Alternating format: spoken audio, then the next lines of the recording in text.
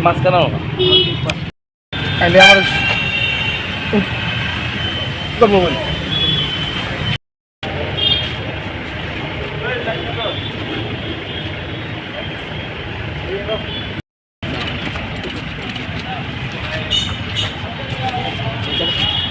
সিন্ডিকেটে তনুজ আইছিল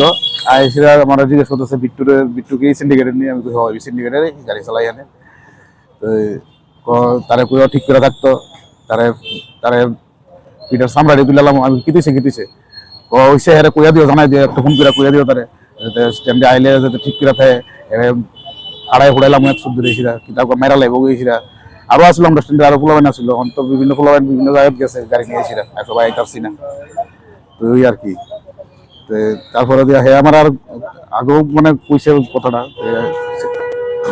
আমরা সেক্রেটারি ব্যাপারে কইছে যে এমন তোর অবস্থা হে বলে টাকা চাইছে কিছুদিন আগে কত টাকা কি 50,000 টাকার মতো চাইছে না 50,000 টাকা বলে চাইছে টাকা না দিলে বলে হেরে গুলি করে মেরে লেবো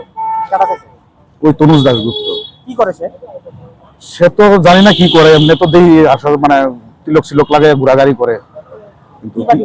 বিজেপি পার্টি করে কারণ প্রত্যেক মিছিলে টিছিলে আমরা দেখি কিন্তু এরকম আইসা কইলো যে এই জিনিসটাই আর কি এটা তো ঠিক আমি কই রাখতেছি না কি কারণে কিন্তু এটা কি গাড়ি কিনছে বলে হাতে টাকা হচ্ছে মানে কি এটা ব্যাপারটা এইটাই আমরা স্যারের কাছে জানতে মানে ইয়ে করতে পাইছি থানার মধ্যে এইভাবে আপনাদের কাছে এইভাবে গুলি দিয়ে হত্যা করবে এবং টাকা চাওয়াটা আপনারা কিভাবে নিচ্ছেন এটা তো তার জন্যই তো আমরা এলাম প্রশাসনের কাছে প্রশাসন নাগরিক হিসেবে তো আমরা একদম এটা খুব বাজে জিনিস এটা হইলো বাজে জিনিস করতেছে যেটাই হোক তো আমি এই লিগে আমরা আইছি থানার মধ্যে আইসিরা মানে আমরা স্যারের সুষ্ঠু বিচারের জন্য লোকে মনে হয় আসলে কারণ ঢুকছে একজন পিছনে মনে লোক আছে আমরা তো লক্ষ্য করছি না ঠিক আমরা হের বিরুদ্ধে মামলা করতাম চাই যে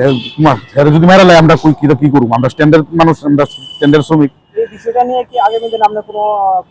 আমি তো আমরা সিএম সাহেবের কাছে দ্বারস্থ হবো জিনিসটা এটা যদি থানা বাবু যদি সুষ্ঠু বিচার না করে কি নাম ওর